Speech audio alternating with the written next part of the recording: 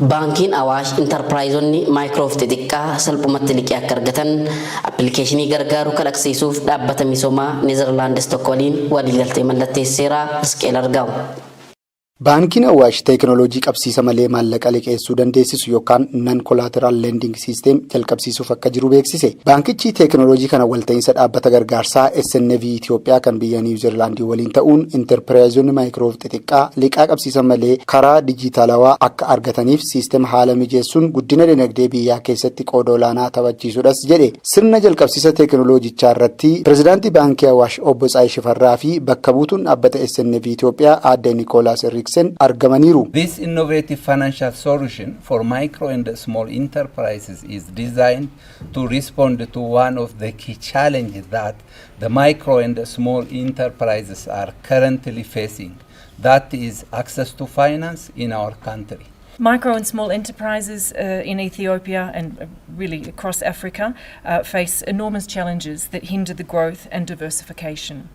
By being able to address these critical challenges, particularly for un- and underemployed women and youth, through innovative business models. Akka biyyaatti intarpiraayizonni maayikiroof xixiqqaa dinagdeen isaanii akka hin guddanne kan taasisu keessaa qabsiisa malee liqeeffachuuf haalli mijataan dhabamuusaati. Kanaaf siistema ammaa baankichi eegalchiisaa jiru kanaan furmaata qabatee dhufeeraa jedhu daayirektarri kutaa siistema teekinooloojii baankii Awaash obbo Nuurfataa Laggasee.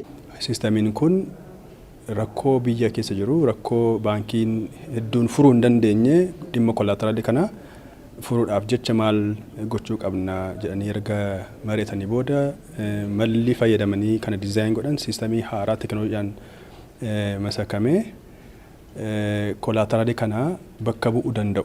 Akkamitti yoo jennee waan qabsiisamuutu hin ta'in garuu eenyummaa dhaabbattoota kanaa irratti hundaa'ee yeroo keessa kan biyulli ta'u skoor kan godhamu isarratti hundaa'e immoo akka liqiin kennamu liqii kennuudhaaf immoo barbaachisaa akkaataa barbaachisummaa isaatii fi dandeettiif gahee intarpiraayizonni xixiqqaa maayikiroof xixiqqaa kun irra ga'an irratti hundaa'ee inshuraansii hojii wal qabsiisanii liqeeffachuuti. Ulaagaan qabsiisa malee liqaa kennuu kun intarpiraayizonni kunniin sosochii maallaqaa qabaachuu fi baankii waliin hojjechuun dirqamaa jedhu obbo Nuurfataan. Intarpiraayizonni maayikiroof xixiqqaani sirna baankii keessatti galmaa'uu jalqaba. Erga galmaa'anii booda siistamichi akkuma argitanii kaash filoo beezdiidha. Kaash filoo beezd jechuun immoo dhaabbattoonni kun kaash filoo isaanii beekamuu qabaa galmaa sosochoo'ee maallaqaa jechuudha. Sosochoo'ee maallaqaa jechuun immoo baasiif galii isaanii siistamii irratti galmaa'u teekinooloojii amma nuti qopheessine diriirsine irratti hundaa'eetu galmaa'aa deema. Isa galmaa'u keessatti eenyummaan isaanii fi itti hirkattummaan isaanii guddataa deema jechuudha. Siistemni akkasii jiraachuun hubannoo baankii wajjin amanamummaan hojjechuu keessatti ga'ee olaanaa qabaa jedhame.